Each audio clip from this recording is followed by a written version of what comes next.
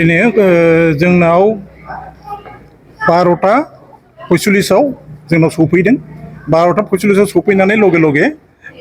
बाय'टेक्नोलॉजी डिपार्टमेन्टआव मोनसे incubation centre दङ incubation सेन्टारा जाहैबाय मोनसे माशरूमखौ बोरै प्रडाक्शन खालामनाय जायो बाहाय बोरै बे स्पन बे माबा गुटी माबाफोरखौ बोरै प्रडाक्शन खालामनाय जायो बेनिफ्राय जों दस्रायाव बोरै हरो आरो बेजोंनो बोरै जों ट्रेनिं होयो माखासे माबाफोरनो फार्मार्स आरो बे फार्मार्सफ्रा ओरैबायदि जायगानिफ्राय जों लाबोयो गुबुन गुबुन डिस्ट्रिक्ट उइथिन द स्टेट नट अनलि उइथिन द स्टेट इभेन माने भुटाननिफ्राय दङ सिक्किमनिफ्राय दङ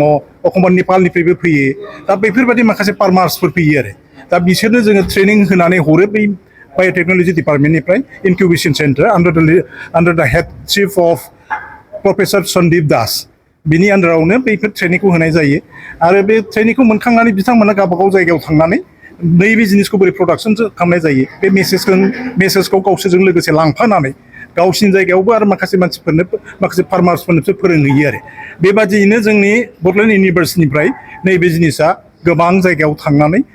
माशरुमखौ जों बोरै प्रडाक्शन खालामनाय जायो बोरै फोनाय जायो बोरै गायनाय जायो बे जिनिसा गोसारनिफ्राय गोसारलांगासिनो दं गोसारलांगासिनो दं दस्रा स्टेटजों कम्पेयारिं टु द आदार स्टेट्स नैबे बेलायाव जोंहा एसे आगोलसिनाव आवगायलांबाय होननानै जों बुंनो हायो आरो बेजों लोगोसे उनाव माननीय जोंनि गभर्नरसा जोंनि माबायाव फैयो कनफारेन्स हलाव फैयो कनफारेन्स हलाव फैनायनि सिगां भिसि सारनि रुमाव थानानै एसे रिफ्रेशमेन्ट लानानै ओमफ्राय माबायाव कनफारेन्स हलाव फैनानै माखासे जोंनि स्टाफ अफिसार्स बिसोरजों माखासे